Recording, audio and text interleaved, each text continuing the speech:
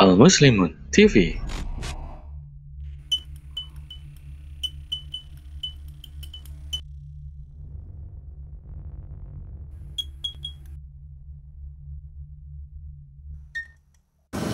Bismillahirrahmanirrahim. Assalamualaikum warahmatullahi wabarakatuh. Bismillahirrahmanirrahim. Alhamdulillahillazi nasta'inuhu wa astaghfiruhu wa na'udzu billahi min sururi anfusina wa min sayyiati a'malina. May yahdihillahu fala mudhillalah wa may yudhlilhu fala hadiyalah. Asyhadu an la ilaha illallah wa asyhadu anna sayyidana wa nabiyyana Muhammadan abduhu wa rasuluh. Allahumma shalli wa sallim ala sayyidina Muhammad wa ala ali wa mawala. Wala haula wala quwata illa billahi amma ba'du. Faqad qala Allah ta'ala fil Qur'anil Karim. A'udzubillahi minasyaitonir rajim. Bismillahirrahmanirrahim. Rabbi auzi'ni an ashkura ni'mataka allati an'amta alayya wa ala walidayya wa ana malan sholihan tarda wa aslili fi zuriyati ini tubutu ilaika wa ini minal muslimin. Wa qala Nabi sallallahu alaihi wasallam malay maskurinas lam yaskurillah. Talabul ilmi faridatun ala kulli muslimin wa muslimatin. Wa qala aidan man kharaja fi talabil ilmi fahuwa fi sabilillah. Shadaqallahul azim. Rabbi shrah li sadri wa yassir li amri wahlul 'uqdatam min lisani yafqahu qawli. Pertama-tama yang sama-sama kita hormati Bapak Ustadz Syukron Ma'mun yang telah berada di tengah-tengah kita, yang sama-sama kita hormati DKM Al Muslimun yang telah memberikan kesempatan kepada kita untuk mengadakan Majelis Umi Thalabul Ilmi pada hari ini dan berikutnya insyaallah. Kemudian yang saya hormati dan muliakan ibu-ibu Majelis Umi, jamaah Majelis Ta'lim Al Muslimun yang dimuliakan Allah Subhanahu wa taala. Pertama-tama marilah sama-sama kita memanjatkan puja, puji dan syukur kehadirat Allah Subhanahu wa taala karena atas rahmat dan ridhonya jualah sehingga kita pada pagi hari ini dapat berkumpul dan bersilaturahmi lagi kembali di dalam kajian ilmu. Pada hari ini adalah yang akan disampaikan oleh Ustadz Syukron Ma'mun dengan tema positive thinking, positive feeling dan positive acting. Kemudian salawat dan salam senantiasa tercurah kepada junjungan kita Nabi besar Muhammad sallallahu alaihi wasallam beserta keluarga dan para sahabatnya dan insyaallah kepada kita semua sampai hari zaman nanti. Barakallah pada ibu-ibu semua yang hadir pada hari ini yang telah meringankan langkah kakinya datang ke Majelis Taklim di Al Muslimun ini, semoga dicatat akan dibalas dengan limpahan pahala oleh Allah Subhanahu wa taala. Tentu saja di sini kita akan berthalabul ilmi untuk menambahkan iman dan ketakwaan kita kepada Allah Subhanahu wa taala. Baiklah ibu-ibu semua, kita awali pengajian kita untuk mendapat ridho dan rahmat dari Allah Subhanahu wa taala dengan membaca basmalah. Bismillahirrahmanirrahim. Acara selanjutnya adalah pembacaan ayat suci Al-Qur'anul Karim surat At-Taubah ayat 71 sampai 72 yang akan dibacakan oleh Ibu Hajah Asmiati dan sari tilawah oleh Ibu Eli. Dan apabila dibacakan Al-Qur'an maka dengarkanlah baik-baik dan perhatikanlah dengan tenang supaya kamu mendapat rahmat. Kepada Ibu Hajah Asmiati dan Ibu Eli kami persilakan. Assalamualaikum warahmatullahi wabarakatuh. A'udzu billahi minasy syaithanir rajim.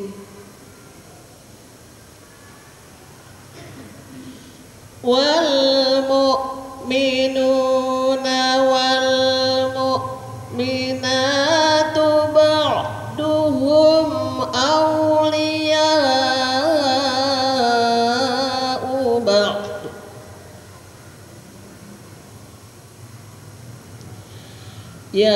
ya'muruna bil ma'rufi wa yanhauna 'anil munkari wa yuqimuna الصلاة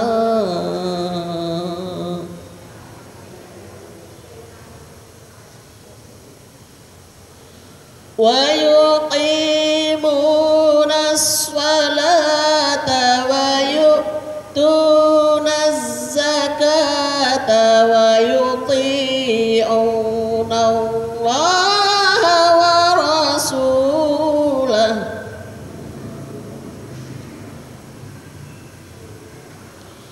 أولئك سيرحمهم الله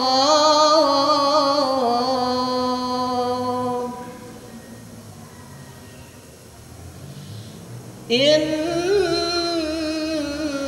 الله عزيز حكيم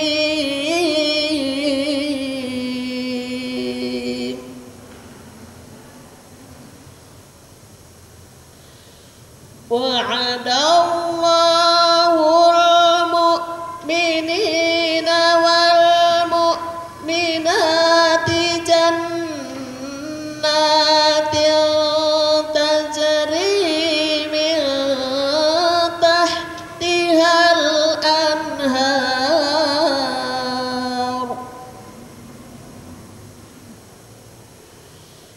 جنات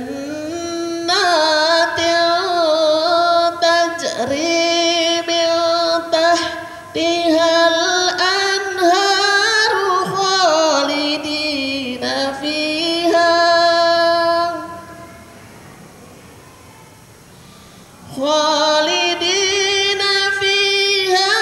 ومساكن طيبة في جنات عدن ورضوان من الله أكبر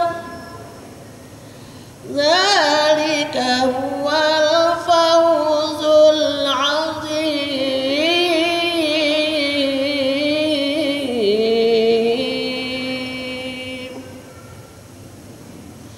Sadaqallahul azim. Aku berlindung kepada Allah dari godaan syaitan yang terkutuk. Dan orang-orang yang beriman, laki-laki dan perempuan, sebagian mereka menjadi penolong bagi sebagian yang lain.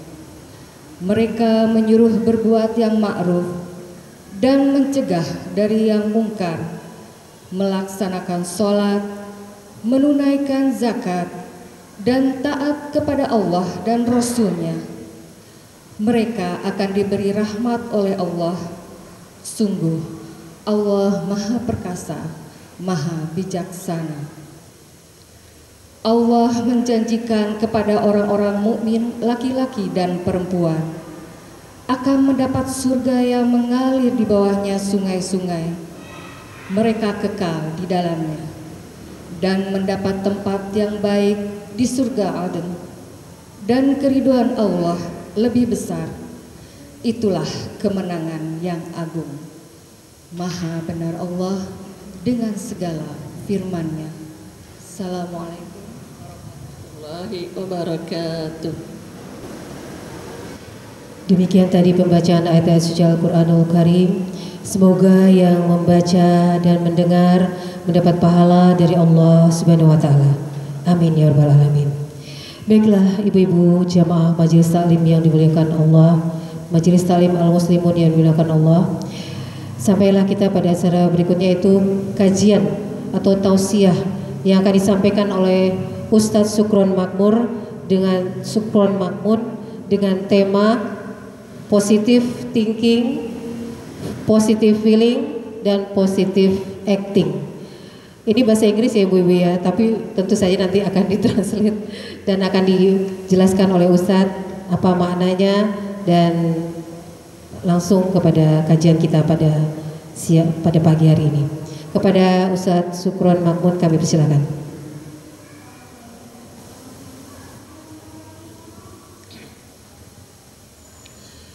Bismillahirrahmanirrahim.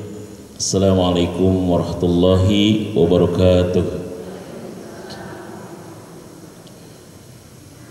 Innal hamdalillah nahmaduhu wa nasta'inuhu wa nastaghfiruh wa na'udzu billahi min shururi anfusina wa min sayyiati a'malina. May yahdihillahu fala mudilla lahu wa may yudlil fala hadiyalah.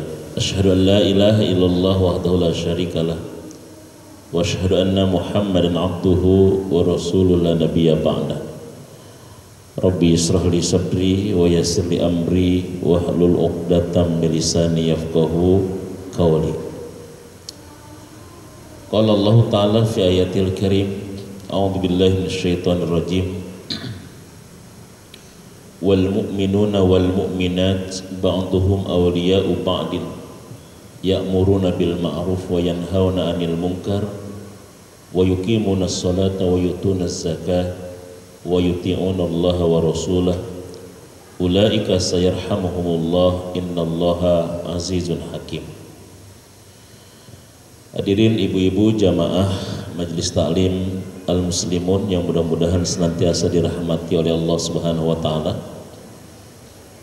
Puji syukur kepada Allah yang masih terus mencurahkan nikmat, inayah dan hidayahnya kepada kita semua, sehingga pagi hari ini kita bisa bermuajahah, bersilaturahim dalam rangka thalabul ilmi, ibadah yang singkat tapi pahalanya padat, ya.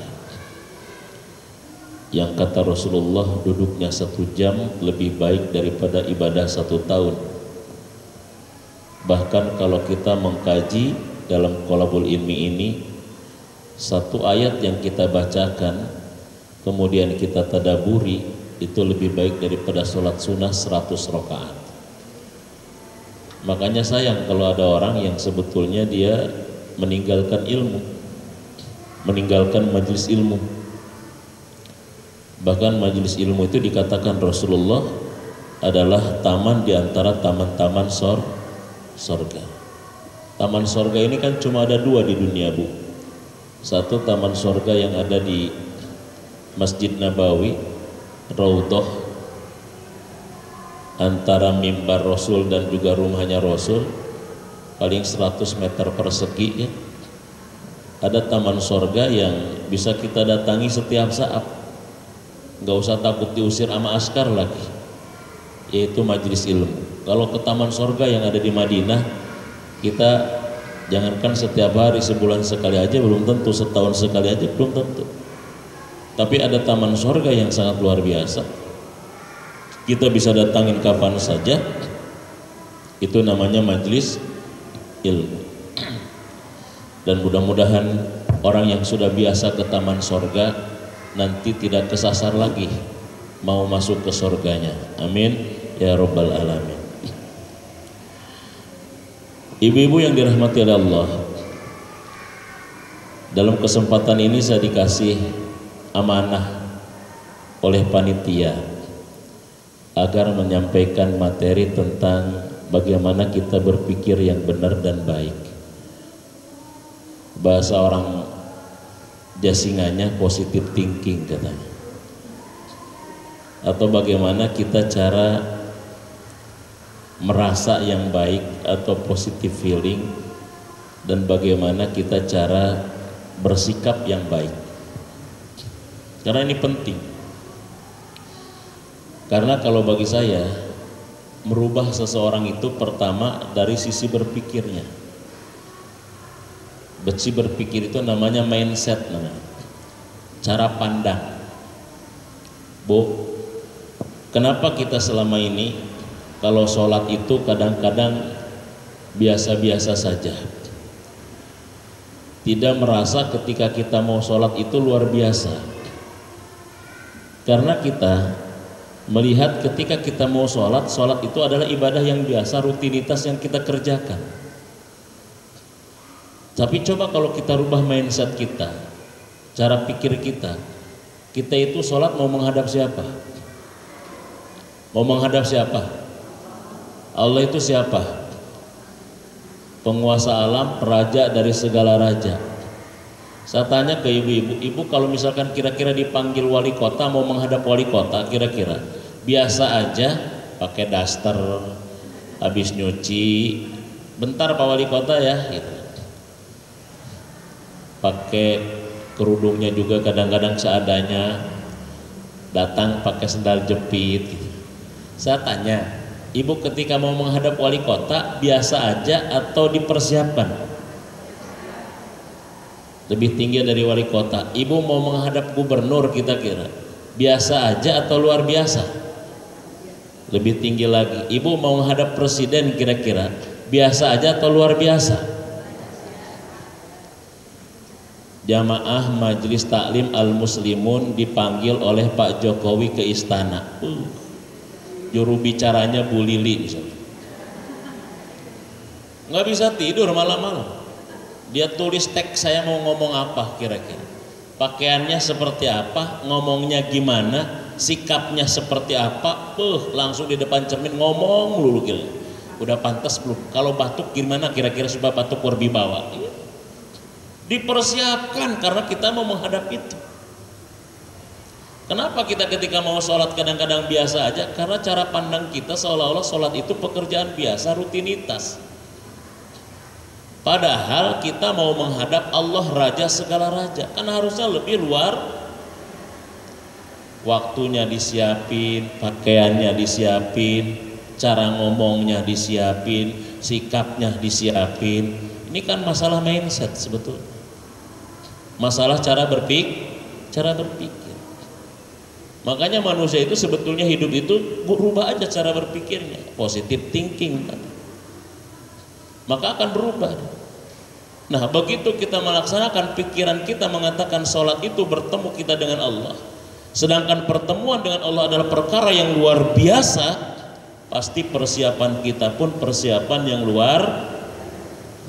Nggak ada lagi nanti mau ke undangan, bentar ya tunggu dulu mau sholat sebentar, niatnya aja mau sholat bener-bener sebentar, kadang-kadang niat banget kayaknya mau sholat sebentar.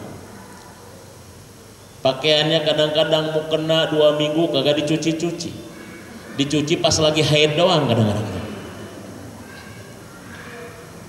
Mau menghadap Allah padahal dikasih rezeki sama Allah, mau ke undangan pakaian paling mahal, paling bagus, padahal nggak pernah diperhatiin orang. Kalau mau menghadap Allah kan jelas-jelas pasti diperhatiin sama siapa? Sama Allah. Nggak pernah kita bagus-bagus ngomongnya, sikapnya dan lain sebagainya. Ini perkara cara pandang. Perkara cara pandang. Makanya merubah pikiran ini penting. Merubah pikiran ini penting. Kalau misalkan pikiran kita buruk, semua yang kita lihat jadi buruk. Ilustrasinya gini. Ada orang masuk ke kandang ayam. Pas masuk ke kandang ayam, Masya Allah, ini kandang ayam wangi banget. Masuk dia ke kandang sapi, wangi banget. Masuk dia ke tempat sampah, wangi banget. Ternyata apa yang menyebabkan dia wangi? Sebelum masuk kandang ayam, kandang sapi, tempat sampah, minyak wangi ditempelin di hidungnya. Betul Bu? Karena dia minyak wangi ditempelin di hidungnya, ternyata masuk tempat-tempat seperti itu tetap kelihatan keciumnya. Tapi ada orang ternyata tai ayam di hidungnya. Ngelihat si ibu ini, bau kamu. Masuk sini, bau banget. Padahal yang bau bukan orang lainnya, tapi hidungnya nempel. Di hidungnya ada orang, kadang-kadang begitu. Coba kalau misalkan kita pikirannya baik, pikirannya benar, melihat apapun kelihatannya baik, melihat apapun kelihatannya tidak masalah, itulah nanti kita husnuzon. Kan begitu masalahnya. Bu, hidup ini kan sebetulnya simple. Yang rumit itu kan pikiran kita sebetulnya. Betul nggak? Hidup ini yang rumit apanya? Pikiran kita. Pikiran kita yang rumit. Hidupnya masih sebetulnya simpel. Pikiran kita aja yang bikin rumit. Dunia ini luas, hati kita aja yang sempit kadang-kadang.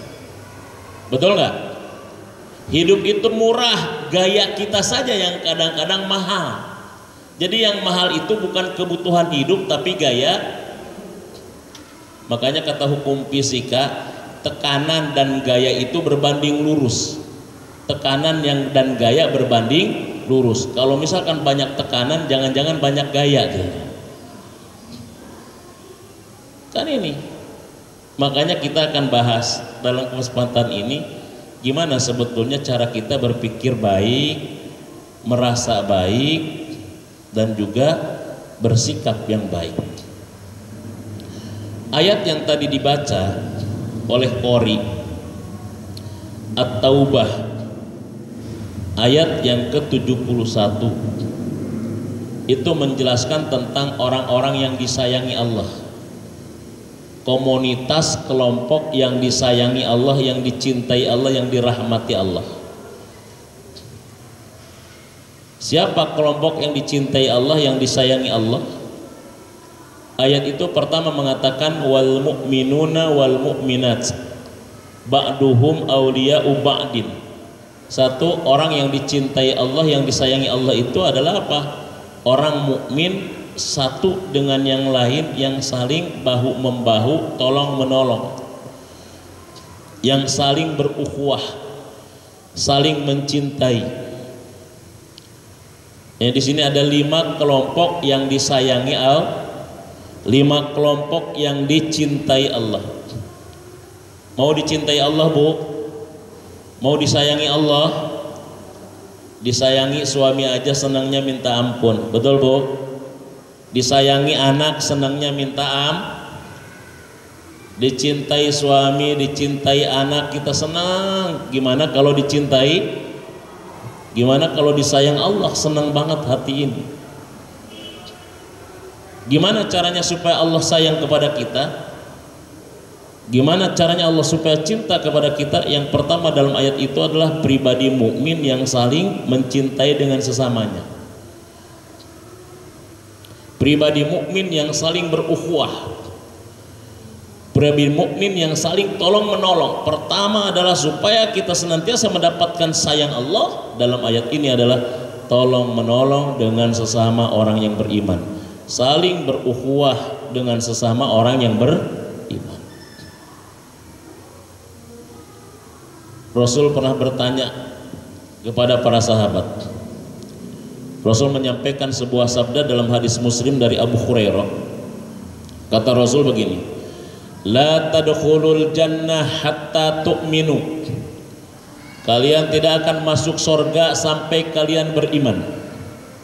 Wala tu'minu, dan kalian tidak akan sampai kepada derajat iman hatta tahabbu, sehingga kalian saling mencintai. Awala adullukum, maukah kalian kutunjukkan, idza fa'altum, apabila kalian kerjakan sesuatu itu, tahabbtum, kalian akan saling mencintai. Apa itu ya Rasul? Afsus salam bainakum, tebarkan salam di antara kalian. Jadi nggak bakalan masuk surga kecuali iman, tidak akan beriman kecuali sampai saling mencintai. Ada pekerjaan yang bisa menyebabkan kita saling mencintai, mengucapkan salam di antara kita. Makanya nanya kabar itu bagian daripada keimanan. Gimana kabarnya Bu? Alhamdulillah baik. Assalamualaikum. Afsus salam. Dengan kita sering menyebarkan salam akan lahir kita saling mencintai. Dengan cinta memunculkan, itu adalah sifat orang beriman. Dengan iman syarat kita masuk surga. Jadi begitu katanya. Enggak masuk surga kecuali iman. Tidak akan beriman kecuali saling mencintai. Ada pekerjaan yang menumbuhkan rasa cinta di antara kita dengan kita saling menebarkan salam. Menebarkan salam bahasa kitanya saling nanya kabar. Sepele, nggak perlu pakai duit tapi mengena. Betul Bu? Makanya bahkan salah satu perkara bohong yang dibolehkan dalam syariat kita ucapkan salam kepada orang yang saling bermusuhan.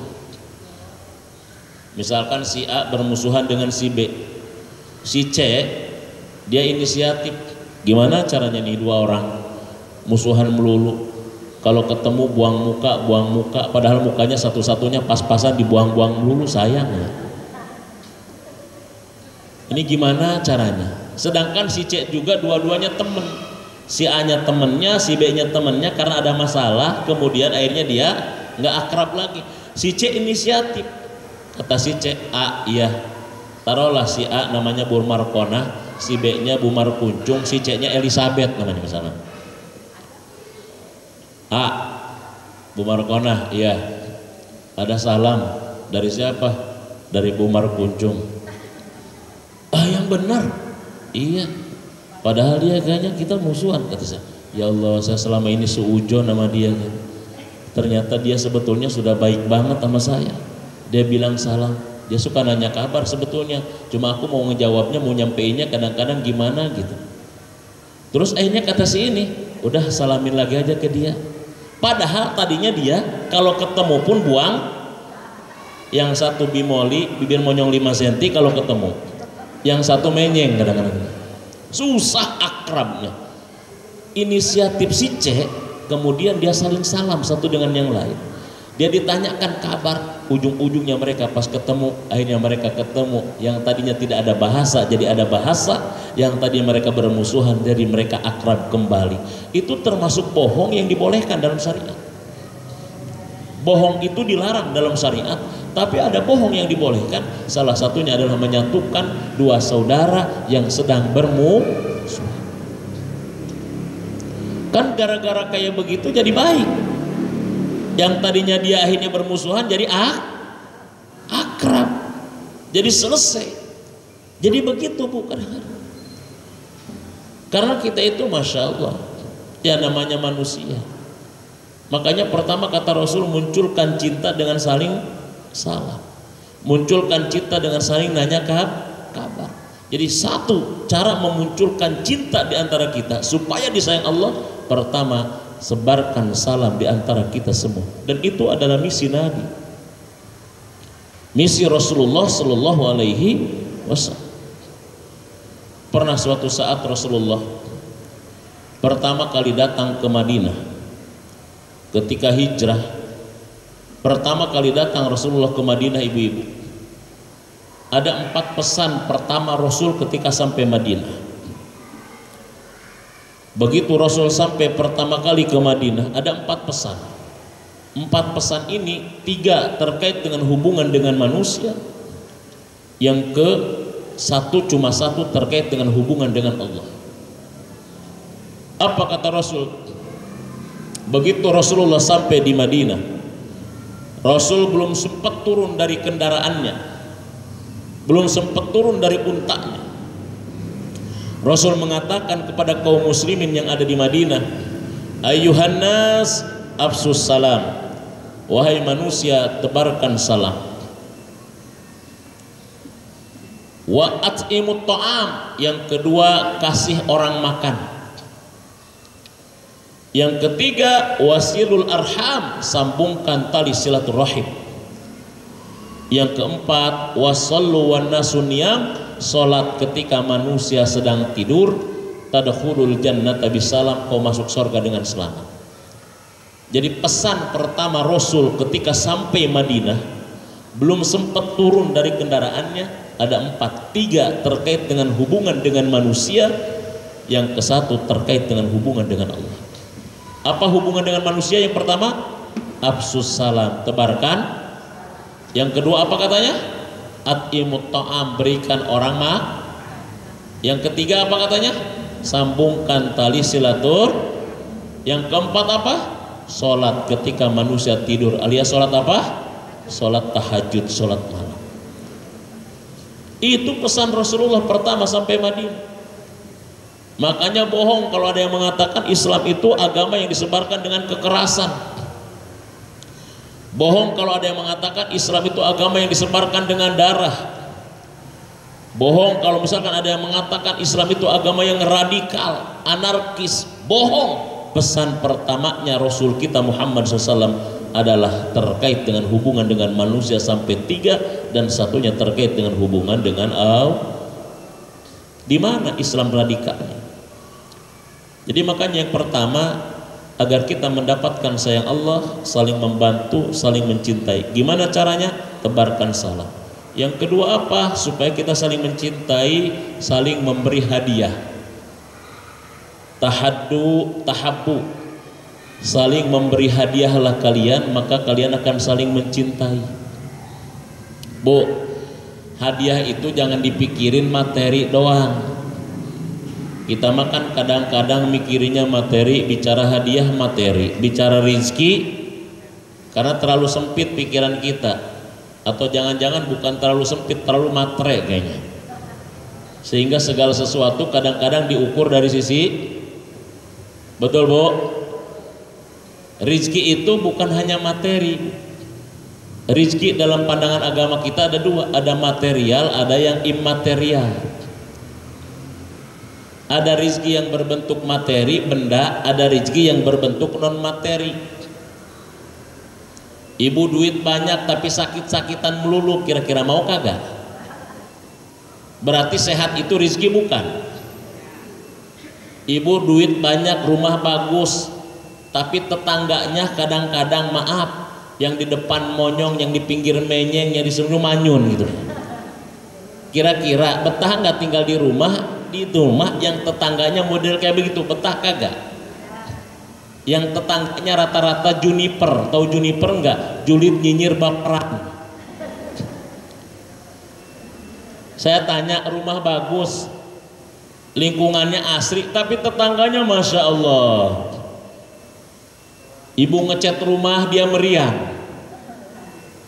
ibu ngebangun rumah dia masuk ICU. Ibu mobilnya diganti dia mati, innalillahi wa inna ilaihi raji'un misalkan.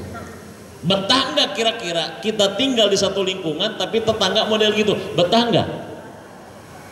Makanya tetangga yang baik, teman yang baik bagian dari rizki. Jadi rizki itu tidak hanya berbentuk material, tidak hanya berbentuk material. Sama hadiah itu tidak hanya berbentuk material. Jadi ketika Nabi mengatakan tahaddu tahabbu, saling memberi hadiah kalian akan saling mencintai, hadiah tidak hanya berbentuk materi. Ada orang tidak butuh materi tapi dia butuh didengarkan. Kalau dia ngomong, kalau dia curhat, dengerin aja, didengerin doang udah seneng, betul Bu? Makanya suami harus tahu tidak semua istri butuh materi terus. Mama itu bukan hanya butuh materi, sudah cukup papa, tapi mama hanya butuh didengarkan. Wanita itu butuh dimengerti papa gitu. Betul Bu?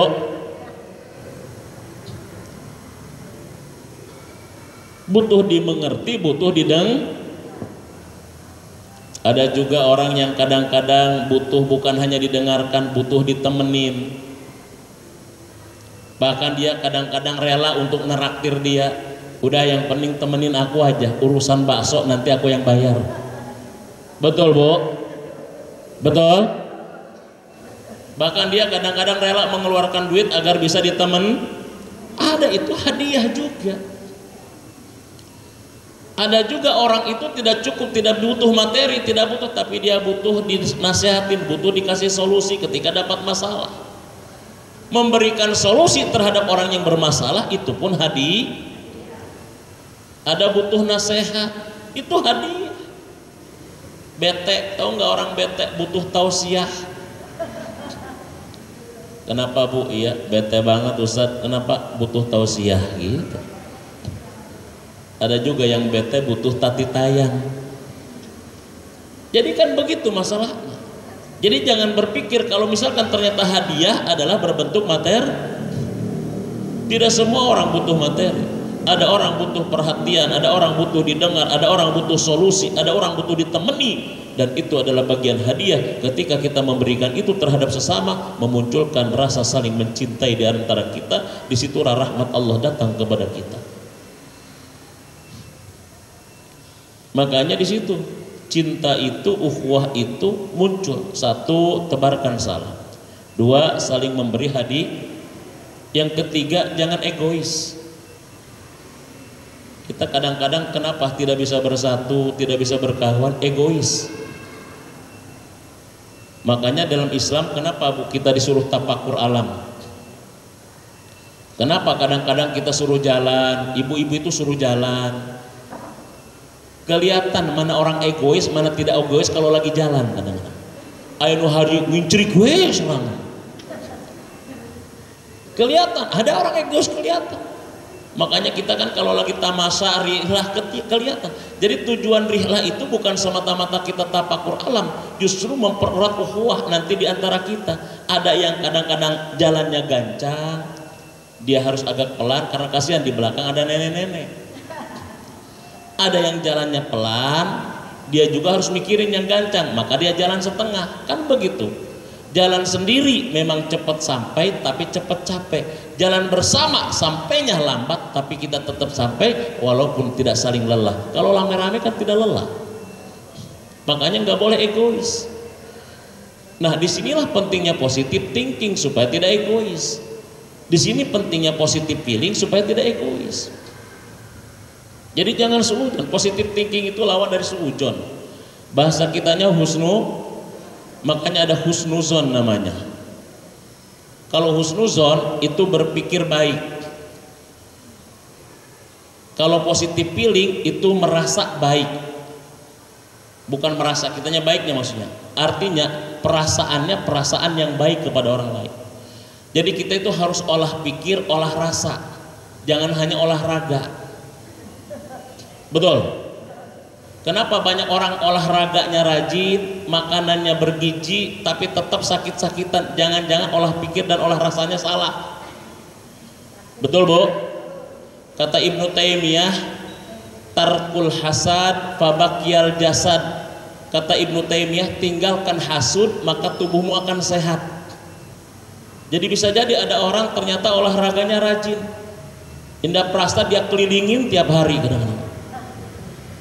Jalan pagi maksudnya, makanannya bergizi tapi sakit-sakitan terus, sakit-sakitan ini jangan-jangan punya masalah di apanya? Di hatinya. Di hatinya. Hati-hati dengan hati.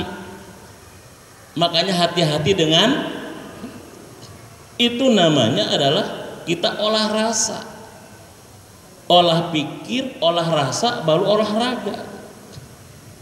Olah fisik. Percuma kita olah fisik, makanya tidak sedikit orang yang mungkin fisiknya bagus, kena masalah dikit langsung stres. Ada yang fisiknya kurus, jangkis, jangkung, kurus, tipis. Tapi kalau dapat masalah dia tegar. Betul nggak? Dapat masalah dia kuat, padahal tubuhnya jangkis. Yang satu tubuhnya gede, sing pelendung.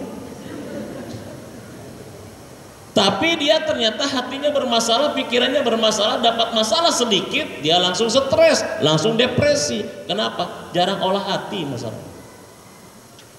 Jarang olah hati makanya masalah hati kan nanti kita bahas suatu saat nanti ya. Bagaimana cara memanage hati supaya gimana hati ini menjadi hati yang qalbun salim. Jangan sampai qalbun marid, apalagi qalbun mayit. Karena mati itu, hati itu kan ada tiga, ada hati yang sehat, ada hati yang sakit, ada hati yang mati. Ini kan berbahaya nanti. Bu, sakit hati jauh lebih berbahaya daripada sakit fisik. Betul? Sakit hati jauh lebih berbahaya daripada sakit apa? Ini perbedaannya nih, nggak apa-apa bocorannya kita bahas aja di sini. Karena memang ini ada kaitannya materi kita. Apa perbedaan sakit hati dengan sakit fisik? Bu, kalau sakit fisik semakin parah sakitnya semakin terasa sama orang yang menderitanya. Makanya orang kalau sakit fisik buru-buru cari obat. Betul nggak? Kepala puyeng buru-buru cari obat Paramek. Perut muncrat atau menwa mencret wae buru-buru cari kadang-kadang introspek. Kalau misalkan fisik kita sakit langsung terasa. Semakin parah sakitnya semakin terasa oleh dirinya, makanya dia buru-buru berobat. Tapi kalau sakit hati semakin parah sakitnya semakin tidak terasa oleh si penderita, tapi yang merasakan orang lain. Betul? Contoh, kalau suami sakit misalkan, suami sakit kepala, ibu ngerasain nggak? Suami sakit perut, ibu ngerasain nggak? Begitupun dengan ibu yang sakit, suami juga nggak ngerasain. Ibu mah sakit, suami mah sesapedahan we tetap kan. Betul? Tapi kalau suami pelit, ibu ngerasa kagak kira-kira? Dia nyama kagak ngerasa kalau dia pelit, tapi ibu yang ngerasa kalau dia, betul? Kangkung deui, pantas ngaji tunduh, sholat tahajud ngantuk. Tapi dia kagak ngerasa kalau dia pelit, yang ngerasain siapanya? Orang lain. Sama. Begitu istri jutek, begitu istri kadang-kadang ngedumel, begitu istri kadang-kadang suami ngerasain, istrinya tidak ngerasa. Ini bahayanya penyakit fisik dan penyakit hati, lebih berbahaya penyakit fisik. Satu, kalau penyakit fisik semakin parah, semakin terasa sama penderita, orang lain tidak merasakan, maka dia buru-buru berobat.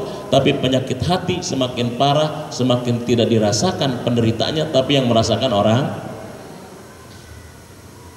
Satu. Dua, penyakit fisik menyebabkan kita langsung sadar, ingat Allah terus. Allah, ya Allah kepala, ya Allah, ingat Allah terus. Tapi kalau penyakit hati justru melupakan dia kepada Allah, menjauhkan dia dari Allah. Ini bahaya. Penyakit fisik menyebabkan dia sadar kepada Allah, ingat kepada Allah, zikir kepada Allah. Penyakit hati justru menjauhkan dia dari Allah. Sombong ngejauhin dia dari Allah. Kan begitu, ria ngejauhin dia dari Allah, jauh dia dari Allah. Tapi penyakit fisik menyebabkan kita semakin dekat dengan Allah. Makanya Allah kadang-kadang kasih kita sakit supaya kita ingat Allah. Tiga, penyakit fisik bisa nambah pahala, jadi sarana menambahkan pahala. Penyakit rohani, penyakit hati, ngurangin pahala, ngurangin amal. Betul bu? Barang siapa yang kita sabar dengan sakit kita, berguguran dosa-dosa kita. Bahkan kata Rasul, orang yang sabar ketika ditimpa musibah, maka dia berada dalam ibadah sampai dia sembuh dari sakitnya, sampai ada jalan keluar dari Allah. Jadi kalau kita punya masalah, kita sabar, itu nanti ada apa? Ada jalan. Selama dia belum ada jalan keluar dari Allah, selama itulah dia dinilai ibadah oleh Allah Subhanahu wa ta'ala. Tapi kalau penyakit hati, kita beramal tapi ria, kita beramal tapi ujub, kita beramal tapi sombong, merasa banyak amal, seolah-olah dia yang pegang kunci surga, yang lainnya neraka. Ngelihat orang lain kayaknya ahli neraka, dianya yang pegang kunci surga. Bahkan dia yang mendaftarkan diri menjadi panitia kiamat. Bahaya nggak kira-kira kayak begini? Penyakit hati menyebabkan rusaknya amal, ngurangin amal. Sedangkan penyakit jasmani fisik justru bisa menjadi sarana bertambah amal dan juga berguguran dosa-dosa kita. Ini harus pandai kita ngolah rasa. Harus pandai ngolah ras. Penting. Ini namanya positive feeling namanya. Pandai merasa. Dalam bahasa modernnya namanya kecerdasan emosional gitu. Pandai merasa. Nah, yang selanjutnya yang keempat apa? Bu, penyakit fisik cuma cukup sampai di dunia. Kalau penyakit hati sampai ke bawah ke akhirat.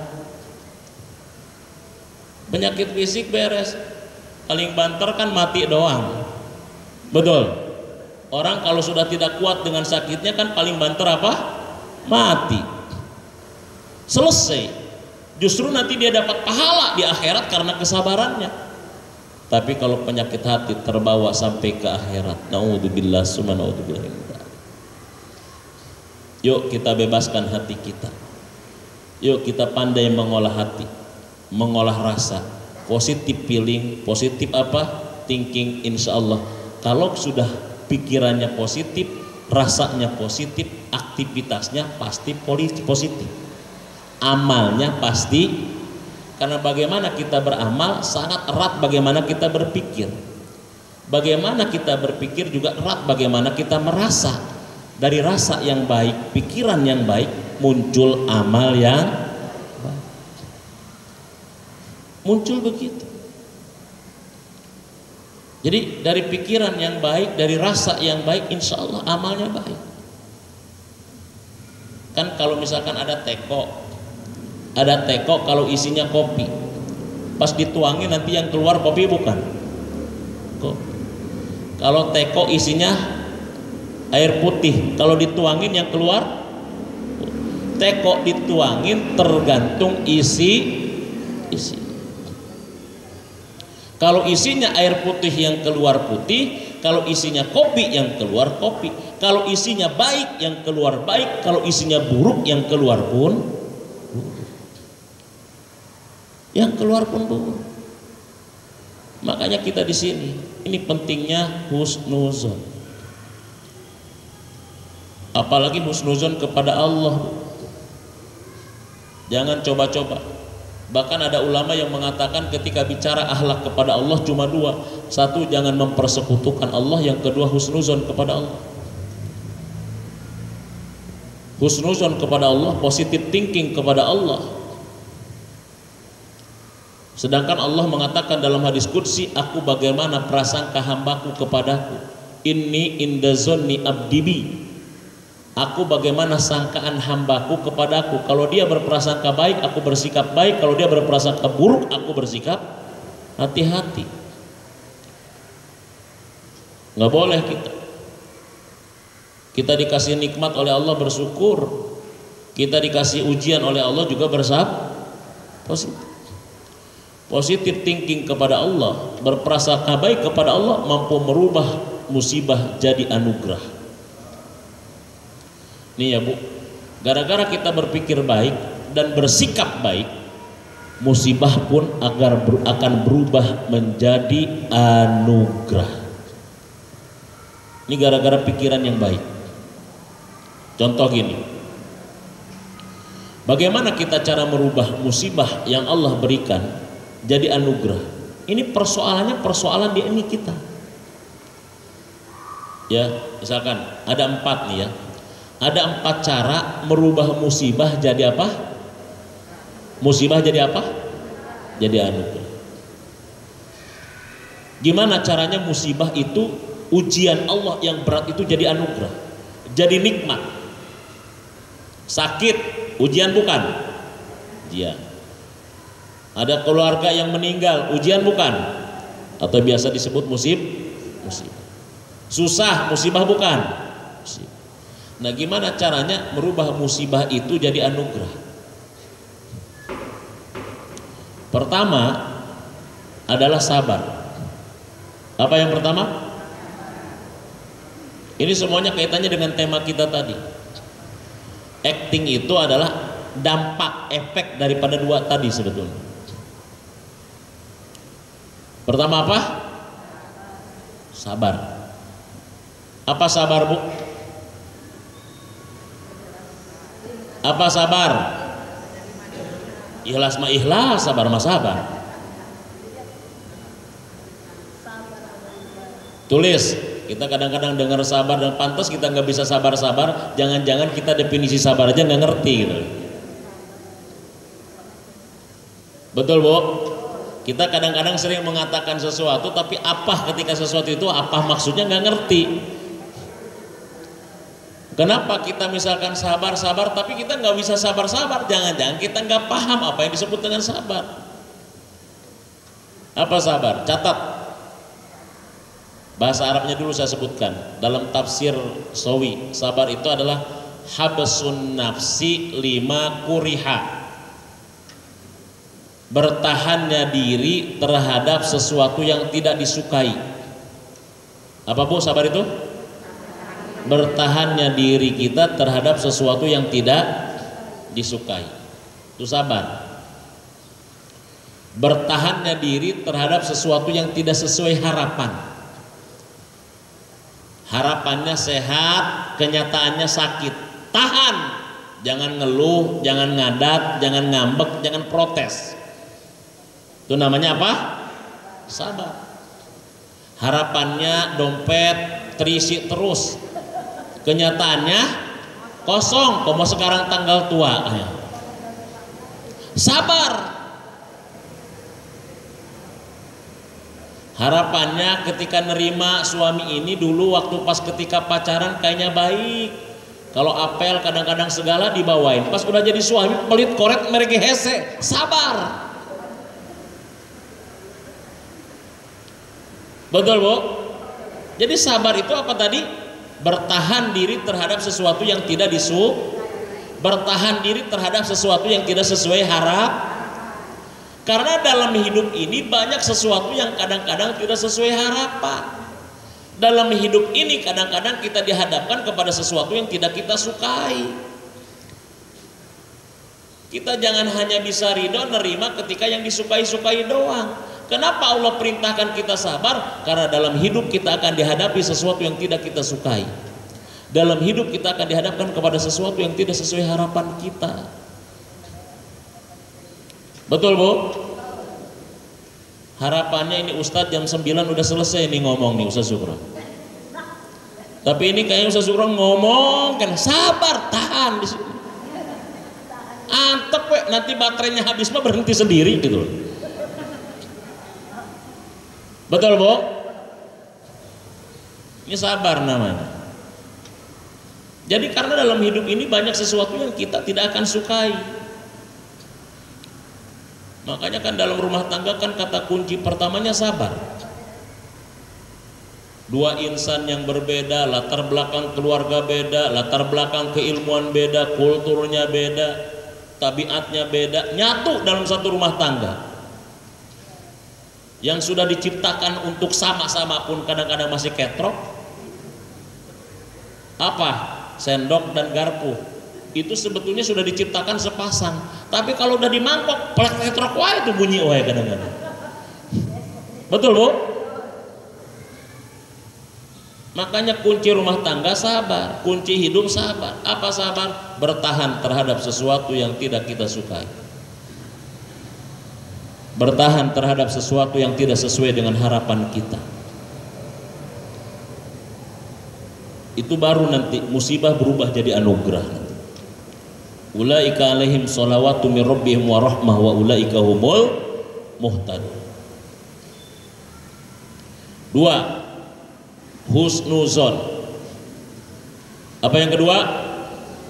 Positive thinking itu maksudnya husnuzon bahasa agamanya. Apapun yang Allah putuskan husnuzon pasti baik. Bu, tidak enak itu hanya di kamus kita. Buruk itu hanya ada dalam kamus kita. Tapi di dalam perspektif Allah yang diputuskan Allah buat kita nggak ada yang buruk, nggak ada yang jelek. Cuma kan kita ini kan orangnya, kita ini kan taunya yang enak doang. Nggak tahu yang baik, betul. Kata dokter, Ibu udah usia 60 tahun mah dikurangi ya makanin siput. Tapi kan enak Dok. Tapi kolesterol. Tapi kita itu kadang-kadang taunya yang enak doang. Sedangkan Allah yang baik. Tapi kadang-kadang yang baik dari Allah belum tentu enak menurut kita. Contoh, as-salatu khairum minan naum. Apa artinya? Apa artinya? Salat itu lebih baik daripada tidur. Tapi jawaban kita, tidur lebih enak daripada salat. Betul nggak? Enakan salat, enakan tidur. Tidur enak, tapi salat Nah, kita taunya yang enak. Makanya begitu azan sapurungkut deui. Allah bilang yang baik apa? Salat. Yang enak ngumpulin duit. Yang baik kalau duit sudah kumpul, kata Allah, keluarin, sedekahin. Tapi kalau kita enaknya ngumpulin, enak banget. Kita yang capek kerja, kita yang capek ngumpulin, tiba-tiba harus dikeluar. Tapi dikeluarin yang baik, keluarin dulu. Yang enak kita kumpulin. Siang-siang bulan Ramadan, panas jam 12 siang, yang enak minum es. Tapi yang baik kata Allah apa? Puasa. Wa antasumu khairul, puasa lebih baik bagi kalian. Tapi yang enak makan, yang baik puasa. Begitu, kita itu nggak tahu yang baik, taunya yang enak, yang asik, yang ajib. Betul Bu? Kita punya keluarga sakit, kita rawat, ternyata kita doa sudah, berusaha sudah, Allah panggil meninggal. Menurut kita yang enak tolong dihidupkan dong. Tapi kata Allah, ini yang terbaik bagi dia. Kasihan dia dengan sakit ini dan dia sudah cukup menderita begitu lama. Aku putuskan, biar aku yang putuskan. Itu baik bagi Allah, walaupun menurut kita kadang-kadang tidak Paham gak nih? Apapun yang Allah berikan kepada kita, husnuzon. Kata kuncinya biadikal khair, di tangan Allah semuanya, dalam keputusan Allah semuanya, nggak ada yang buruk. Husnuzon, enak kagak enak, husnuzon. Betul Bu? Jangan hanya ridho dikasih ujian yang enak doang. Pas dikasih ujian yang kagak enak, kagak ridho. 3. Gimana caranya kita merubah nikmat Allah? Musibah itu jadi anugerah. Yang ketiga, ridho. Apa yang ketiga? Apa ridho? Apa ridho? Ridho ini lebih tinggi daripada sabar. Kalau sabar tadi apa? Kalau sabar tadi apa? Bertahan terhadap sesuatu yang tidak sesuai harapan, yang tidak kita sukai. Kalau ridho bukan hanya sekedar bertahan, menikmati sesuatu yang tidak kita sukai. Apa Bu? Menikmati. Menikmati sesuatu yang tidak kita sukai, menikmati sesuatu yang tidak sesuai harapan kita. Kalau tadi kan baru bisa bertahan. Suami ketika kita ketemu pertama kan baiknya minta ampun, pas sudah jadi suami ternyata kelihatan pelitnya, bertahan. Tapi kalau ridho menikmati, nikmat punya suami pelit ya, Masya Allah. Alhamdulillah badan jadi langsing kayaknya gitu. Itu ridho. Suami ketika dia memperistri dirinya kalem, mau sama abang, pas sudah jadi istri cerewetnya minta ampun. Nikmatin, nikmat kalau mama lagi ngomel kayaknya, percis Krisdayanti nyanyi kayaknya.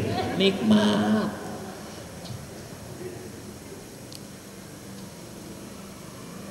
Nabi Ayub itu menikmati sakitnya. 18 tahun dia sakit. Istrinya ngomong, "Bang, abang kan nabi, kalau abang minta sama Allah suruh disembuhin, pasti Allah sembuhin." Apa kata Nabi Ayub? "Dek, baru 18 tahun abang sakit, 70 tahun abang sehat punya segala-galanya, biarin aja, nikmati. Belatungnya ditaruh lagi, ini dinikmati." Bisa nggak kira-kira kita nikmatin? Ibu sakit ya, sabar ya Bu. Bukan sabar, nikmat. Gara-gara sakit saya alhamdulillah dengan istri, dengan suami bersama-sama terus. Yang tadinya kadang-kadang kemana-mana terus, sekarang makan disuapin, seumur-umur kagak pernah disuapin suami. Ini mah alhamdulillah nikmat. Suami nyuapin terus, mandi dipandiin, dielapin, padahal mah dulu mah boro-boro, nikmat. Ya Bu ya, bisa ridho. Kalau terhadap nikmat Allah yang mengenakan kita pasti ridho, tapi terhadap nikmat Allah yang tidak mengenakan kita juga harus ridho. Kita itu kadang-kadang pinter kodek orangnya, Ridonya sama ujian yang enak-enak doang. Pas diuji sama yang nggak enak, nggak ridho gitu. Padahal yang enak yang kagak enak semuanya dari siapa? Kalau dari Allah kenapa dibeda-bedain? Ayo. Betul. Nikmat, ujian yang nikmat dari siapa? Ujian yang kagak enak dari siapa? Kalau dua-duanya dari Allah, kenapa terhadap yang satu ridho, terhadap yang satu kagak ridho? Kenapa? Ayo. Betul. Iya, kita kadang-kadang begitu. Kalau dua-duanya dari Allah, kenapa kita tidak ridho? Ujian yang enak dari Allah, ujian yang kagak enak dari Allah. Kalau dua-duanya dari Allah, kenapa kita beda bersikap? Kata Allah, mau yang enaknya doang kamu mah. Pas aku kasih yang kagak enak, kamu malah protes. Sampai Allah marah. Apa kata Allah? Barang siapa yang tidak sabar terhadap ujianku, tidak ridho terhadap keputusanku, silahkan cari Tuhan selain aku dan cari bumi selain daripada bumiku. Ayo. Siapa yang tidak ridho terhadap keputusanku, takdirku, dan dia tidak sabar terhadap ujianku, silahkan dia cari Tuhan selain aku dan cari bumi selain bumiku. Mau pergi kemana ibu? Diusir Pak Jokowi dari Indonesia, bisa pergi ke Malaysia. Diusir dari Malaysia, pergi ke negara lain. Tapi diusir sama Allah dari bumi Allah, ibu mau kemana? Semuanya bumi? Nggak ada, susah kita. Begitu Allah mengancam, siapa yang tidak ridho terhadap ujianku, tidak ridho terhadap keputusanku, silahkan cari Tuhan selain aku dan bumi selain pada bumi. Ngeri kita kayak begitu, ngeri. Makanya kita mainkan yuk pikiran kita, buang pikiran-pikiran buruk kita, apalagi kepada Allah Subhanahu wa ta'ala. Buang perasaan-perasaan buruk kita apalagi kepada Allah. Itu. Nah, yang keempat, bahkan musibah bisa berubah jadi anugerah, itu adalah tawakal. Apa? Tawakal. Tawakal. Tawakal kita kepada Allah. Ya. Jadi apa tawakal? Memasrahkan semuanya kepada Allah Subhanahu wa ta'ala. Nah, jadi ini ibu-ibu ya, pertama, orang yang disayang Allah adalah orang yang saling mencintai, orang mukmin yang saling membantu, orang mukmin yang saling berukhuwah karena Allah. Gimana caranya supaya bisa? Satu, tebarkan salam, tanya kabar. Dua, saling memberi hadiah. Yang ketiga, tadi tidak boleh egois. Itu tema besarnya itu. Yang ini kan sub-sub temanya. Nggak boleh egois ya. Kita harus sama-sama. Lanjut. Orang mukmin yang disayang Allah dalam ayat tadi, surat yang ke-9 ayat 71, adalah ya'muruna bil ma'ruf wa yanhauna 'anil munkar. Mereka aktif amar ma'ruf nahi mungkar. Amar ma'ruf itu bahasa kitanya memerintah, mengajak kepada kebaikan. Nahi mungkar mencegah dari keburukan. Kata bahasa sosiologi, kata bahasa sosiolognya ya, kata Kunto Wijoyo, amar ma'ruf itu dalam perspektif sosiologi artinya adalah memanusiakan manusia. Apa bu? Memanusiakan manusia. Jadi kalau kita ngajak kepada kebaikan, itu sebetulnya ngajak dalam rangka agar dia betul-betul jadi manusia. Namanya humanisasi gitu. Ustadz, kenapa sih harus memanusiakan manusia? Emang banyak manusia yang tidak manusiawi? Banyak. Banyak manusia tapi perilakunya kayak tidak dia manusia tapi seperti tidak manusia. Ya, ada manusia tapi saling bunuh, ada manusia nggak peduli mana yang halal mana yang haram, ada manusia tanpa ikatan pernikahan kemudian dia akhirnya kumpul, Makanya kalau ada manusia yang kumpul laki perempuan tanpa nikah, kumpulnya bukan kumpul manusia, kumpul kebo namanya. Kata kebo, gua aja belum pernah kumpul orang kan. Betul Bu? Ada orang minjemin duit 1 juta, suruh dibalikin 1,5 juta. Itu julukannya bukan manusia, lintah darat. Betul nggak? Itu dan tandanya manusia yang tidak manusiawi. Udah punya istri, masih nyari istri yang lain, jelalatan. Dipanggilnya apa? Kucing garong sama buaya darat. Betul nggak? Perempuan masih gadis, malam-malam nyetopin mobil orang, disebutnya kupu-kupu malam. Betul Bu? Manusia kalau sudah keluar dari nilai-nilai manusia, maka kadang-kadang masyarakat pun menjulukinya bukan manusia lagi. Makanya amar ma'ruf itu dalam rangka memanusiakan Makanya ibu kalau misalkan masih punya sifat kemanusiaannya, nggak ada sifat binatangnya, insya Allah kita tidak masuk neraka, karena yang masuk neraka itu hanya manusia, yang casingnya manusia tapi dalamannya bukan manusia, binatang.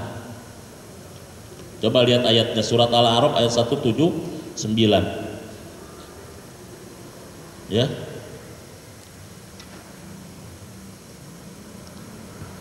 Surat Al-A'raf ayat berapa? 179. Dari dalam surat Al-A'raf ayat 179 Bu, yang menjadi penghuni neraka jahanam itu golongan dari manusia tapi dia tidak manusiawi. Walaqad dzara'na li jahannama katsiran minal jinni wal insi lahum qulubun la yafqahuna biha walahum a'yunun la yubsiruna biha walahum adhanun la yasma'una biha ulaika kal an'am bal hum adall ulaika humul ghafilun. Coba Bu dibacain Bu terjemahnya Bu. Tutup speakernya tuh ya.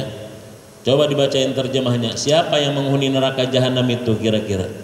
Bismillahirrahmanirrahim. Dan sungguh akan kami isi neraka jahanam banyak dari kalangan jin dan manusia. Mereka memiliki hati tetapi tidak dipergunakannya untuk memahami ayat-ayat Allah, dan mereka memiliki mata tetapi tidak dipergunakannya untuk melihat tanda-tanda kekuasaan Allah, dan mereka mempunyai telinga tetapi tidak dipergunakannya untuk mendengarkan ayat-ayat Allah. Mereka seperti hewan ternak, bahkan lebih sesat lagi. Mereka itulah orang-orang yang lengah. Jadi begitu. Neraka jahanam itu banyak diisi oleh jin dan manusia. Manusia yang punya hati tapi tidak dipahami untuk memahami ayat Allah. Punya mata tidak dipakai untuk melihat ayat-ayat Allah. Punya telinga tidak didengarkan kepada. Mereka itulah manusia yang seperti hewan ternak. Casingnya manusia, jiwa hatinya adalah hewan. Makanya hidup itu jangan seperti hewan, hanya besar di ukuran tapi kecil di pikiran. Apa Bu? Jangan seperti hewan, besar di apa? Di ukuran tapi kecil di pikiran. Hewan kan yang diukur apanya? Hewan yang dihitung apanya Bu? Berat badan.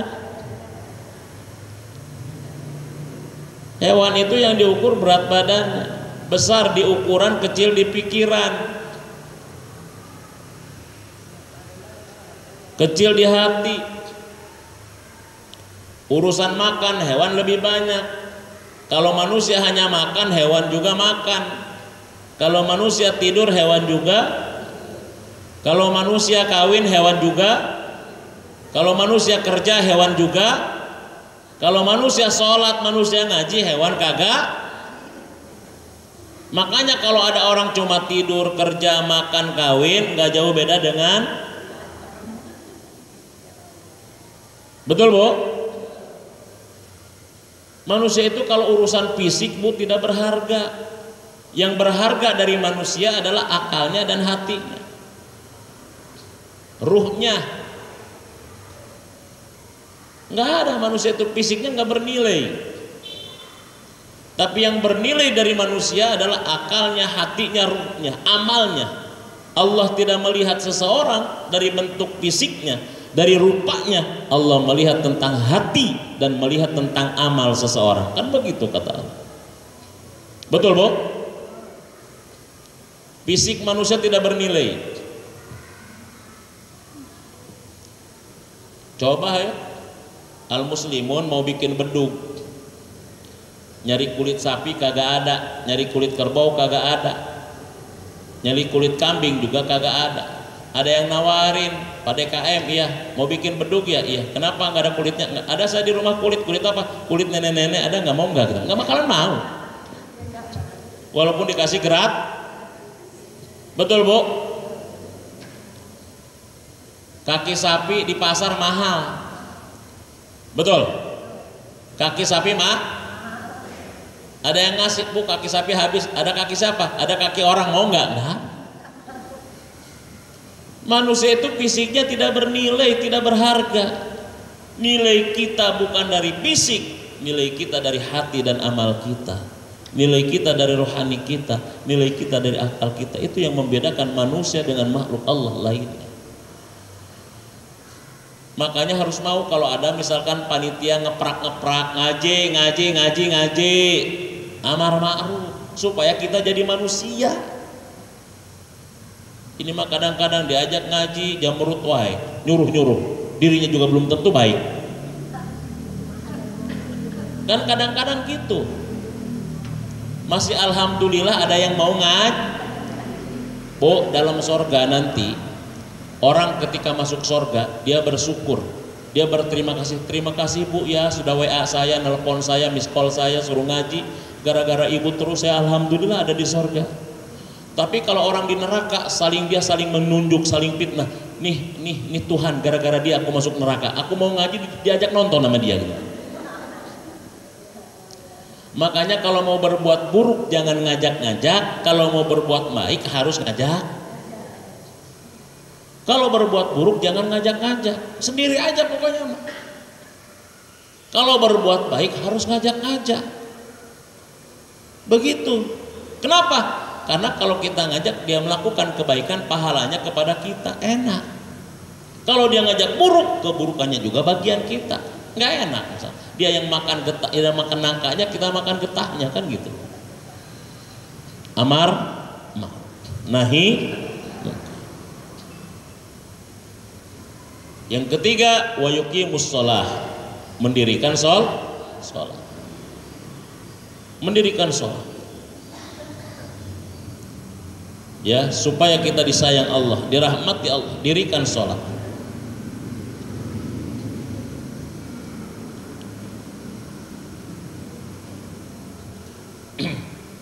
Salat itu simbol ibadah. Hidup itu harus ibadah. Karena ibadah adalah tujuan kita diciptakan. Kenapa kita harus ibadah? Satu, tujuan kita diciptakan. Dua, ibadah kebutuhan fitrah kita manusia. Tiga, untuk membedakan kita dengan hewan, untuk mempertegas eksistensi kemanusiaan kita. Empat, ibadah sarana komunikasi kita, sarana ngobrol kita dengan Allah. Lima, untuk mendatangkan pertolongan Allah dalam kehidupan kita. Satu apa? Kenapa kita harus ibadah? Satu, tujuan kita diciptakan. Wa ma khalaqtul jinna wal insa illa liya'budun. Tidak Allah ciptakan jin dan manusia melainkan untuk dua apa tadi? Kebutuhan fitrah manusia. Kebutuhan fitrah itu kebutuhan asasi, kebutuhan mendasar. Bahasa ekonominya kebutuhan primer. Tapi kita mah kadang-kadang kebutuhan primer bukan ibadah. Apa kebutuhan primer? SPP, sandang, pangan, papan. Betul? Apa kebutuhan primer? Perut, bawah perut, atas perut. Makanya kita gara-gara kebutuhan primernya itu stres gara-gara SPP. Betul, Bu? Selama ini kalau misalkan kita ada pertanyaan kebutuhan primer itu apa? Sandang, pangan. Ayo Ustadz nih tanya nih, tolong dijawab. Berikut ini bukan kebutuhan primer manusia. A. Makan, B. Minum, C. Pakaian, D. Ibadah. Yang bukan kebutuhan primer manusia yang mana kira-kira? Pasti jawabannya ibadah. Karena kita selama ini memang dicekokin supaya matre gitu loh. Kebutuhan primer itu seolah-olah hanya Terus apa lagi tadi? Untuk mempertegas eksistensi kemanusiaan kita, bahwa kita manusia. Makanya ibadah itu ditunjukkan kepada manusia. Ya ayuhan nas, Al-Baqarah ayat 21, wahai manusia, beribadahlah kalian kepada Allah. Manusia. Enggak apa-apa ibu nggak mau ibadah silahkan, tapi kalau ada panggilan sholat ibu tanya diri sendiri, Allahu Akbar, Allahu Akbar. Ibu tanya, ini saya manusia atau kuria ya? Kayaknya saya bukan manusia deh. Ya enggak apa-apa silahkan nggak mau sholat. Betul, Bu? Yang keempat apa tadi? Sarana komunikasi, sarana ngobrol. Kita sholat sarana ngobrol dengan Allah, kita baca Quran ngobrol dengan Allah, kita zikir ngobrol dengan Allah. Ibadah itu ngobrol dengan Allah. Penyakit masyarakat modern itu rata-rata penyakit saraf, gampang stres, gampang depresi. Kenapa sebabnya masyarakat modern gampang stres, gampang depresi? Karena masyarakat modern sok sibuk sehingga tidak punya waktu komunikasi dengan Tuhannya. STM, sibuk tidak menentu. Percis kayak emak-emak anggota PKK, perempuan kesana kemari, udar ider we gitu. Makanya ibu boleh jadi anggota PKK, tapi PKK-nya pengajian kesana kemari, bukan perempuan kesana. Saya anggota PKK Ustadz, ya apa pengajian kesana kemari. Saya punya 6 grup pengajian, kan lumayan 6 grup pengajian, 6 seragam, kudu beli baju seragam. Pas lebaran gak usah beli baju bar, seragam pengajian aja. Wa yutu zakah, mengeluarkan zakat dan mentaati Allah dan Rasulnya. Ulaika sayarhamuhumullah, itulah orang-orang yang dirahmati oleh Allah. Pingin terus berbicara di depan ibu-ibu, tapi waktu juga yang membatasi. Ada pengajian lagi jam 10? Nggak ada. Bu Lili, masih ada lagi pembicaranya? Nggak, pembicaranya masih ada?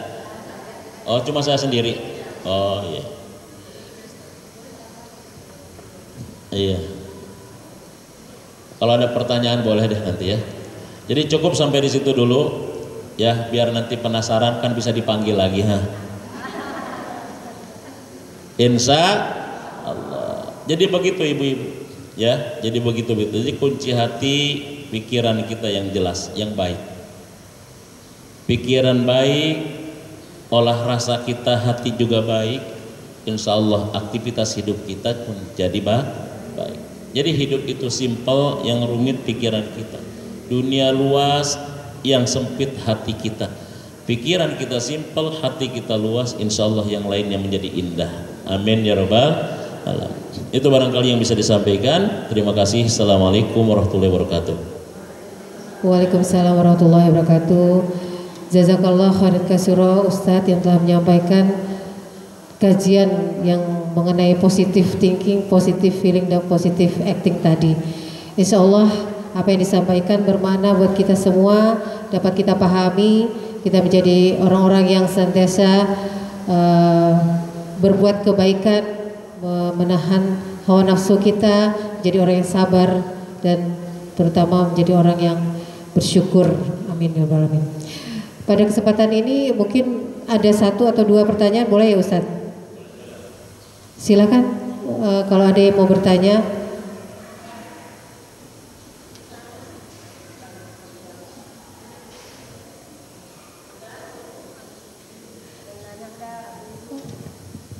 Ustadz, kalau gitu saya tanya. Tadi disampaikan menjadi orang yang sabar ya, ada juga ya. Bagaimana menjadi orang yang sabar itu bagaimana Ustadz?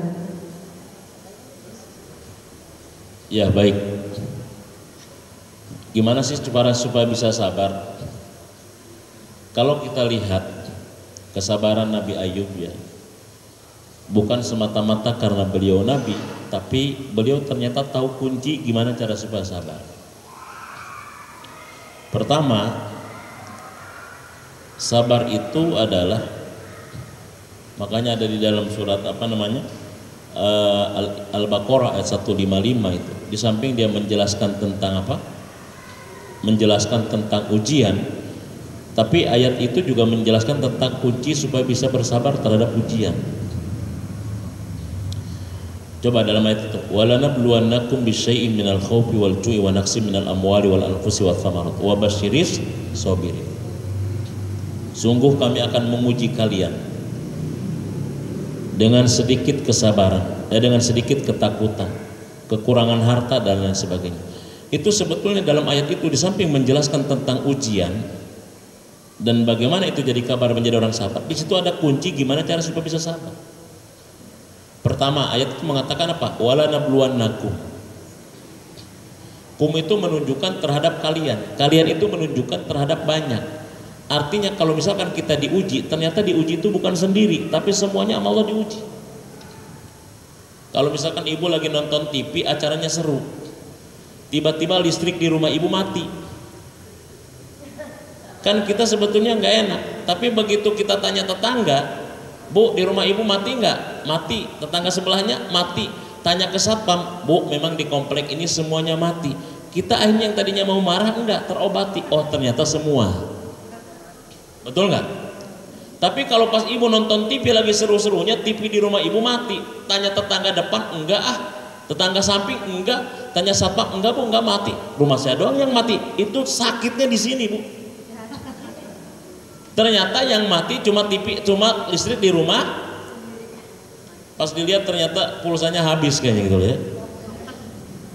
Jadi pertama, supaya bisa sabar, yakini bahwa ujian berlaku untuk semua, rata. Bahkan kalau kita ngelihat orang lain, banyak yang lebih berat daripada kita.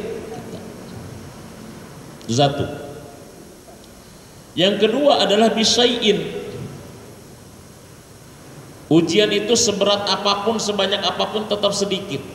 Maka poin yang kedua supaya bisa sabar, harus bisa membandingkan. Bandingkan ujian Allah dengan nikmatnya. Bandingkan musibah dengan anugerahnya. Jujur,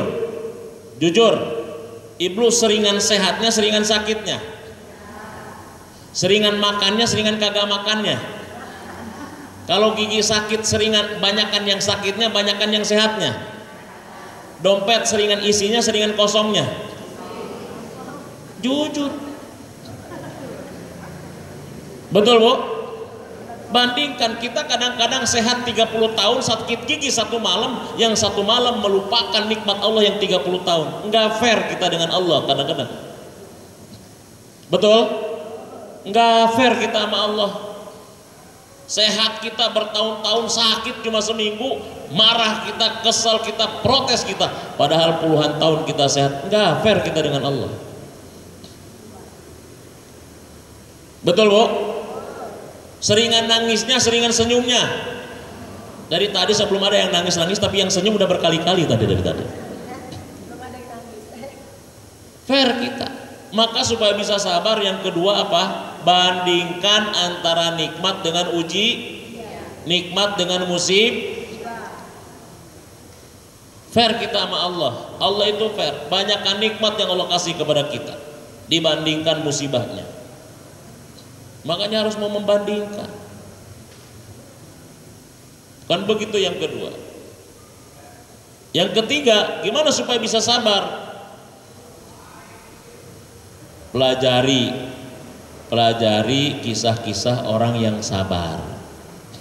Pelajari Nabi Ayub, soleh, rajin ibadah, tapi tetap gue diuji.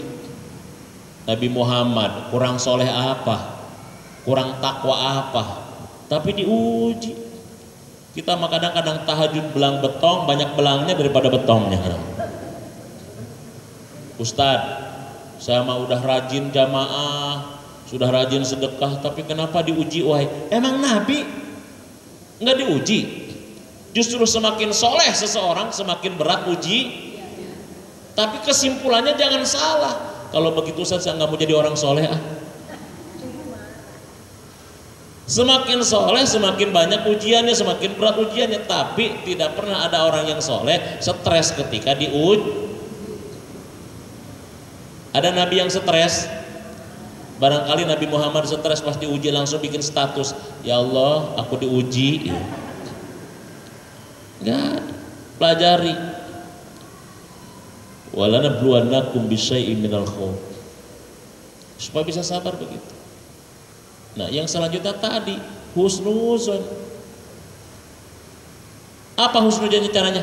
Lihat di balik ujian, jangan melihat bentuk ujiannya. Lihat di balik ujiannya, lihat di balik musibahnya, jangan lihat bentuk musibahnya. Contoh, ibu sakit, oke? Jangan lihat sakitnya, tapi lihat di balik sakitnya. Oh, di balik sakit satu ada cintanya Allah. Oh, dua di balik sakit ada pengampunan dosa. Tiga di balik sakit ada penaikan level. Empat di balik sakit aku tidak maksiat. Lima di balik sakit aku jadi di balik ujiannya. Anak nakal, jangan lihat anaknya. Lihat nanti 10 tahun, 20 tahun anak ini akan jadi apa. Aku mati nanti dia yang ngedoain. Jadi begitu, sabar kita ngurusin anak.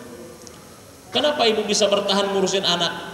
Karena ibu ngelihat bukan hari itu, tapi ibu ngelihat 10-20 tahun anak nanti ke depan. Ketika saya tua, ketika saya mati, dialah nanti yang ngirimin doa dan selalu memohonkan ampun kepada Allah. Jadi ibu bertahan walaupun anak ngeselin. Betul?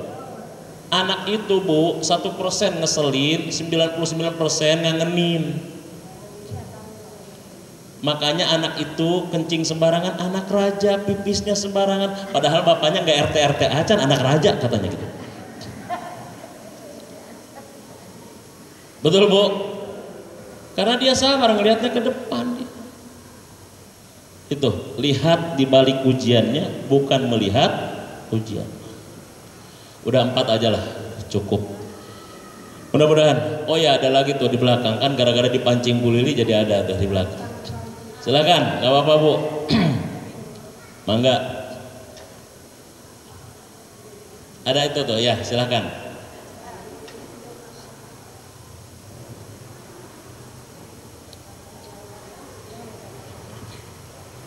Ya, assalamualaikum Pak Ustadz. Salam. Saya Dewi. Saya mau bertanya bagaimana cara sabar ketika kita menghadapi orang tua yang udah sepuh atau misalnya juga suami ya Pak Ustadz. Cara sabar kita atau adabnya seperti apa? Kan kita harus sabar ya terhadap orang tua, terus juga suami di rumah. Tapi sebetulnya beliau-beliau tuh salah gitu. Tapi bagaimana cara kita memberikan pembenaran tapi tidak menyinggung perasaan orang tua atau suami kita gitu kan pengen dapat pahala gitu kan ya, tapi aduh kalau ngurut-ngurut dada terus kan nanti takut penyakit hati kan, bahaya ya Pak Ustadz gitu. Jadi nanti sakit berdiri dan nah ya itu betul Pak Ustadz, jadi gimana itu yang disebut dengan luka tak berdarah gitu. Ya betul Pak Ustadz, minta penjelasannya. Wassalamualaikum warahmatullahi wabarakatuh. Salam wabarakatuh. Warahmatullahi Bu, wabarakatuh. Allah itu kadang-kadang ngasih kado. Kado itu tidak mesti harus bungkusnya. Ada yang bungkusnya bagus, hebat, ternyata isinya cuma ketembat gitu loh. Ada yang bungkusnya kertas koran, bekas ikan asin, tapi ternyata isinya kunci mobil gitu. Betul? Sama, Allah itu ngasih kado anak-anak yang lucu, imut, yang menggemaskan. Senang begitu kita punya anak yang begitu, kado dari Allah. Tapi tidak sedikit Allah juga ngasih kado orang tua yang nyebelin. Terus kolot, hese diatur, mana ngomel melulu, cerita ke orang belum dikasih makan, pada barusan makan. Kadonya kayak begitu, bungkusnya jelek, kertas koran, isinya kunci mobil. Tapi kalau kita tidak sabar, ini kado apaan, kertas koran apa, buang, peng. Ini kok bagus banget, ternyata isinya ketempat. Nah, orang tua adalah kado dari Allah, bungkusnya tidak menarik, bungkusnya jelek, tapi isinya kunci mobil. Dia adalah merupakan awsatu abwabil jannah, dia adalah merupakan pintu sorga yang paling tengah. Ustaz, masa sih pintu sorga kayak begini kuncinya? Makanya ketika kita supaya bisa sabar terhadap yang demikian, udah sorga, liatinnya sorga, jangan diliatin orang tuanya. Ya Allah, ini memang sorga kayak begini. Ya Allah, ingat kita itulah pintu sorga. Satu, yang kedua kita nggak bakalan lama lagi, bentar lagi juga dipanggil Allah kan gitu ya. Jadi saya tadi katakan lihat di baliknya. Jadi jangan, kalau melihat tentang kita melihat sakitnya aral. Kalau yang kita lihat sakitnya aral, kita stres, udah sakit, makan kagak enak, capek hati, capek dompet, capek pikiran. Kalau ngelihat apanya? Ngelihat sakitnya. Tapi ketika kita ngelihat di balik sakitnya ada ampunan Allah, ada kenaikan iman, ada sayang Allah. Di balik itunya tersenyum kita dengan sakit. Jadi kalau kita lihat bentuk orang tuanya nyebelin, ngeselin. Tapi kalau kita lihat di balik itunya, di sini ada surga Allah, di sini pintu Allah, di sini ininya terobati yang kesal tadi, terobati. Itu Bu, paham gak kira-kira? Itu satu. Nah yang kedua, masalah menyakitin tidak menyakitin kembali kepada niat dan cara.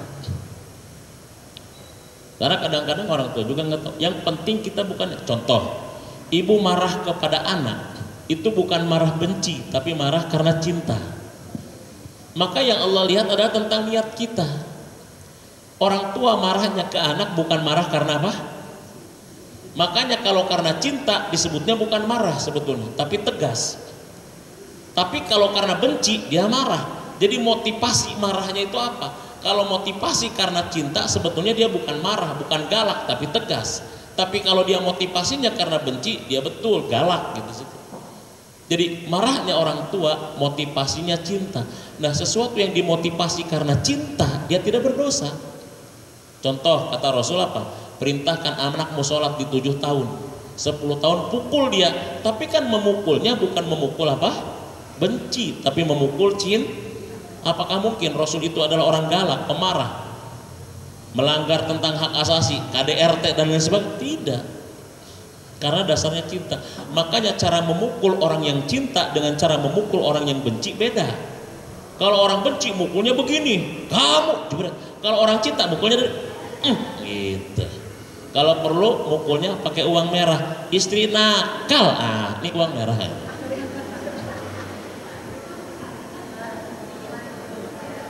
Istri nakal, keluarin yang merah-merah. Ya udah. Jadi motivasi pun menentukan. Gitu Bu ya. Insyaallah mudah-mudahan bisa dipahami. Dan perbanyak doa, Rabbana afrig alaina sabran wa tsabbit aqdamana wansurna 'alal qaumil kafirin, dan seterusnya. Saya rasa cukup ibu-ibu silaturahim saya dengan ibu-ibu di Al-Muslimun. Mudah-mudahan semuanya sehat selalu. Mudah-mudahan semuanya diistiqomahkan oleh Allah menjadi orang-orang yang pikirannya jernih, hatinya bening, insya Allah, sehingga amalnya tetap positif. Amin ya rabbal alamin. Mohon maaf atas segala kehilafan kekurangan. Billahi taufiq wal hidayah. Assalamualaikum warahmatullahi wabarakatuh. Ustaz, mohon maaf, bisa tutup dengan doa? Masih cukup nggak Ustaz sebentar aja? Baik ibu-ibu, mari kita sama-sama berdoa kepada Allah Subhanahu wa taala. Allahumma sholli ala sayyidina Muhammadin fil awwalin wal akhirin wa barik wa sallim Wardiyallahu ta'ala kulli sahabati Rasulillah ajma'in. Rabbighfir lana wa liwalidina warhamhum kama rabbawna shighara. Allahumma ij'al jam'ana hadza jam'an marhuma awwaluha salahan wa awsatuha najahan wa akhiruha falahan wa tafarruqana ba'da hadza tafarruqan maghfura. Allahumma aghnina bil ilmi wa zaina bil hilmi wa akrimna bit taqwa wa jamilna bil afiyah. Allahumma la tada'na dhanban illa ghafartahu wa la hamman illa farajtahu wa la daynan illa qadaita wa la hajatan an hawaijid dunya wal akhirah illa qadaitaha ya arhamar rahimin. Rabbana taqabbal minna innaka antas samiul alim wa tub alaina innaka antat tawwabur rahim. Rabbana atina fid dunya hasanah wa fil akhirati hasanah wa qina adzabannar. Subhanaka rabbika rabbil izzati amma yasifun wa salamun alal mursalin walhamdulillahi rabbil alamin. Assalamualaikum warahmatullahi wabarakatuh. Ibu-ibu jamaah, dengan berakhirnya doa tadi maka usai sudah kajian kita pada siang hari ini. Semoga apa yang disampaikan bermanfaat buat kita semua, menambah wawasan kita, menambah ilmu kita, tentu saja menambah iman dan ketakwaan kita kepada Allah Subhanahu wa taala. Baiklah, kita tutup pengajian kita dengan membaca hamdalah alhamdulillahirabbil alamin, dan saya akhiri dengan kita tutup dengan kifaratul majlis. Subhanaka Allahumma wa bihamdika asyhadu an la ilaha illa anta astaghfiruka wa atubu ilaik. Billahi taufiq wal hidayah. Wassalamualaikum warahmatullahi wabarakatuh. Terima kasih sekali lagi kepada ibu semua yang hadir pada hari ini. Amin ya rabbal alamin. Barakallahu fikunna. Amin ya rabbal alamin.